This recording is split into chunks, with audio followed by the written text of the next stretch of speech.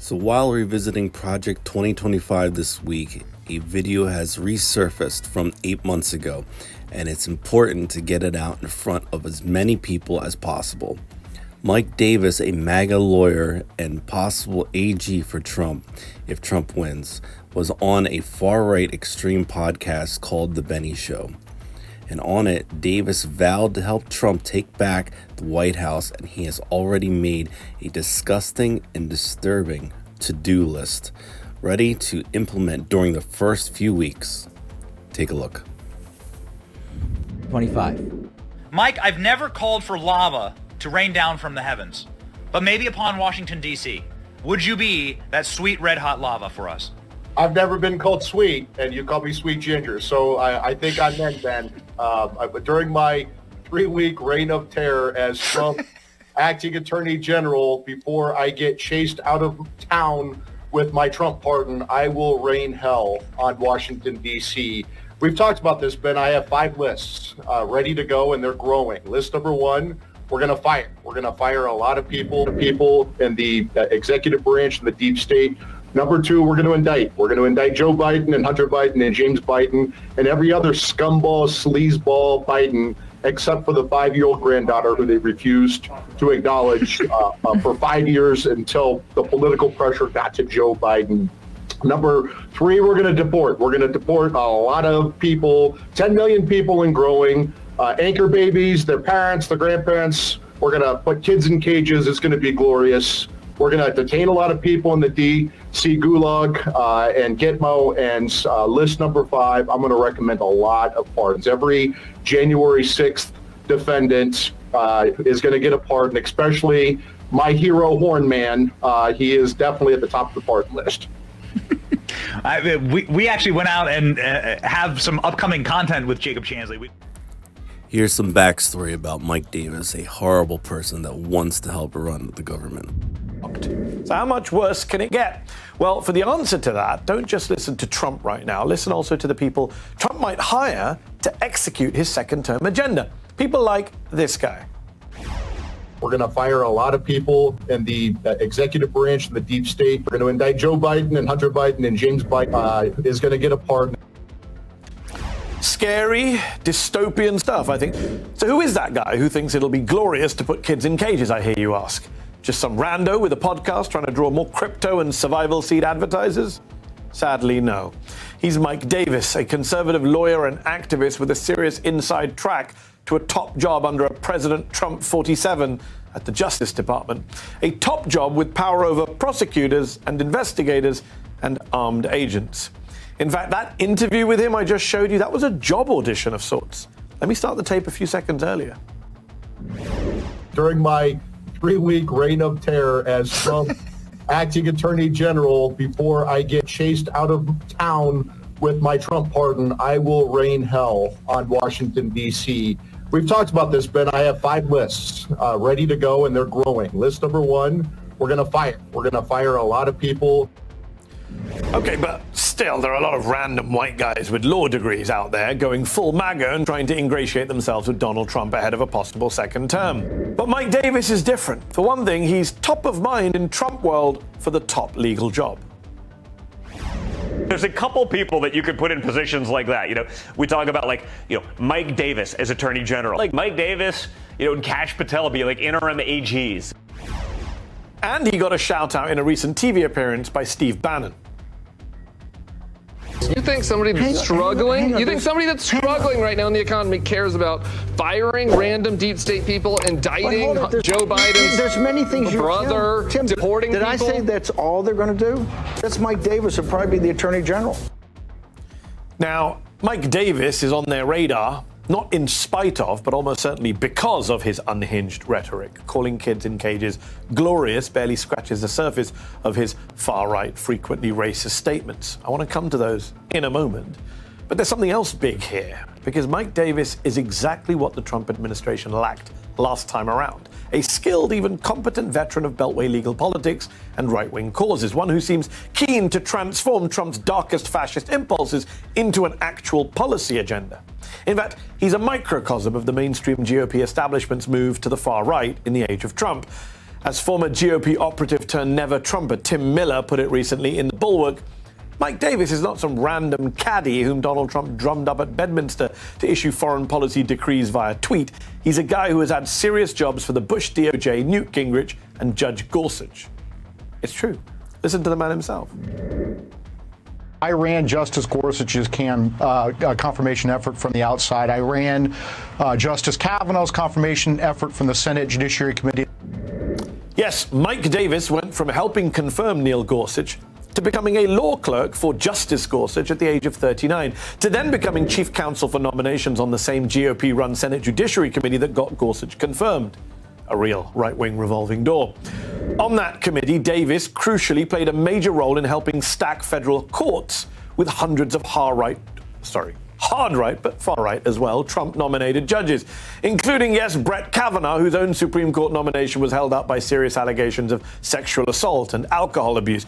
Allegations Mike Davis says he helped to disprove. We tracked down every lead. We had 6 allegations come in, essentially accusing Justice Kavanaugh of being a serial gang rapist. We took all of these allegations seriously, and we documented what we did in this 414-page report.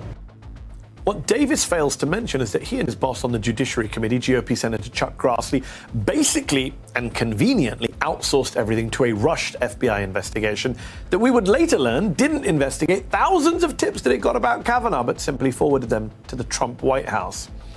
A fact FBI Director Christopher Wray confirmed in a Senate testimony last year. Something else Davis didn't mention, that while he was shepherding the supposedly impartial investigation into the accusations against Kavanaugh, he was also tweeting, quote, "unfazed and determined, we will confirm Judge Kavanaugh." After an outcry, Davis deleted his tweet, but try and guess the name of his current email newsletter. That's right, unfazed and determined. Yes, he likes to troll. After helping pack the court with conservative ideologues, Davis founded the Article 3 Foundation to bring, in his words, brass knuckles to future judicial fights. He's been a fixture on Fox ever since, though he spent most of his time last year complaining about big tech. Guess why? I've been kicked off Twitter 5 times for hatred. Yep, Davis was suspended for frequent violations of Twitter's old pre-Elon Musk terms of service, for saying things like Joe Biden is making it easier for illegal immigrants to commit crimes, for suggesting a CNN reporter was the gimp in Pulp Fiction twice, and for calling to imprison Black Lives Matter protesters, calling them woke Al-Qaeda and domestic terrorists who've been terrorizing American cities for 8 months. Fortunately for Davis, Elon Musk's Twitter, and of course Fox, let him speak his mind. Yeah, maybe it's not such a good idea to import people from third world Marxist hellholes who hate America. We're going to become a third world Marxist hellhole very quickly. It is only illegal to object to elections in third world Marxist hellholes, and now in New York, D.C., and Atlanta. Maybe it's just a coincidence that he calls American cities with large minority populations third world hellholes. Surely he's not trying to blow any dog whistles there. This is clearly a political prosecution by Soros-funded Manhattan DA Alvin Bragg. Soros-funded Manhattan DA. Soros-funded Manhattan DA Alvin Bragg. He's a George Soros-funded puppet prosecutor. You certainly can't trust these George Soros-funded prosecutors. Still too subtle for you?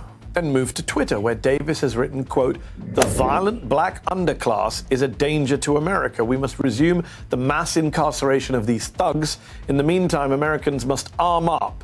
These monsters will kill."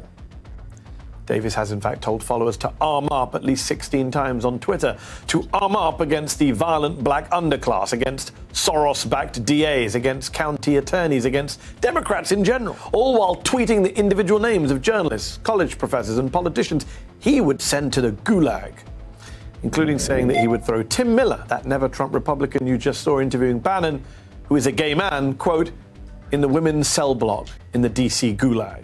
In fact, that 5-point plan of his that I played for you earlier, he doubled down on it. When someone else summarized his authoritarian agenda, he retweeted it and added, "fact check true," and even added that he would also target some fellow Republicans with his purges. But then later he backtracked, saying it was all hyperbole. Quote, "Love that these left-wing zombies actually believe and are terrified about my intentionally inflammatory rhetoric." Davis does that a lot. When he gets called on his overt fascism, he says it's all in jest. He's just cleverly making repeated jokes about putting his enemies in gulags or arming against black people. Quote, I can't stop laughing. They actually think I'm serious. And they're actually scared. He's just exaggerating for his crowd. Exaggerating to Fox audiences about Soros-backed DAs and Democrat Marxist hellholes of New York, Atlanta, and Washington. Exaggerating.